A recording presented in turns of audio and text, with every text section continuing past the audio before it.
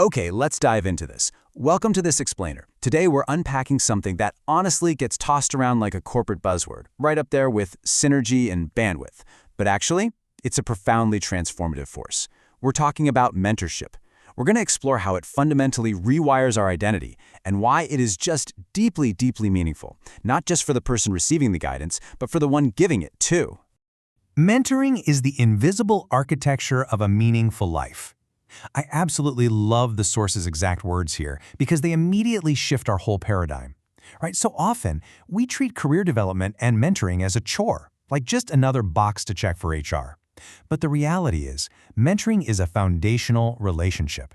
It's the literal invisible structure that holds up the most impactful lives and careers out there.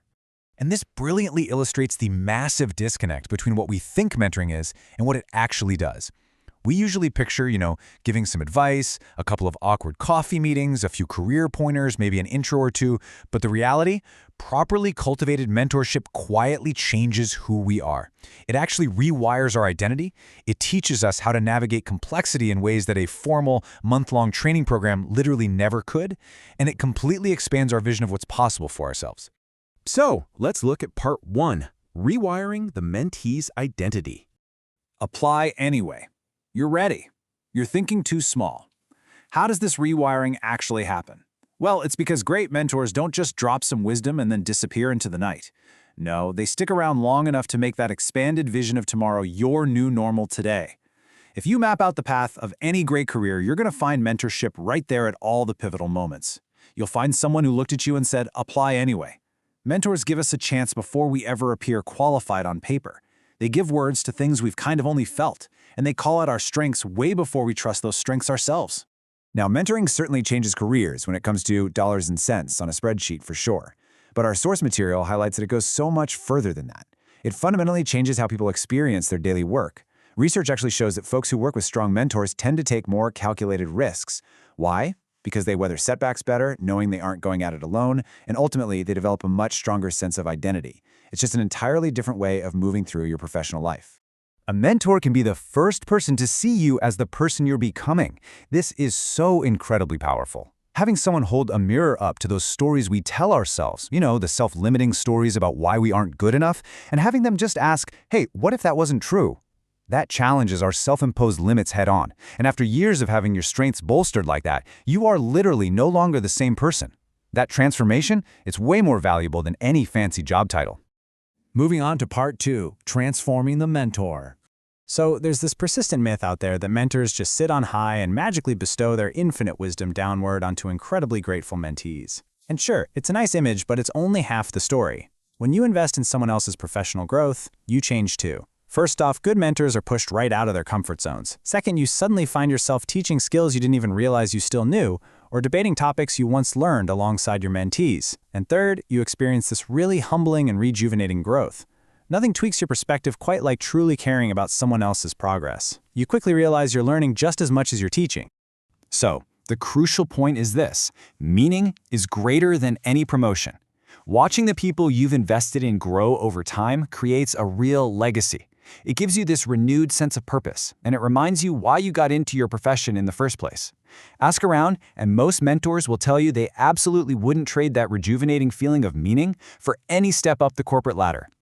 Let's look at part 3, lessons from great mentors.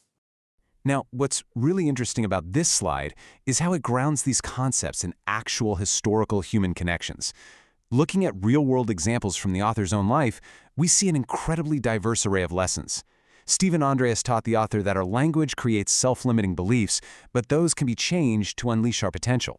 Sir Ken Robinson convinced them that creativity isn't just some nice-to-have perk, it is completely essential for organizations to truly flourish. Charles Handy showed that organizations aren't machines to be optimized, they're human communities. Wilf Broadfoot, who was an Olympian turned DJ, MP, and store owner, talk about a wild resume, proved that career paths are never linear and we're never too old to reinvent ourselves. And Virginia Satir showed firsthand how healing trauma actually changes who we become as professionals.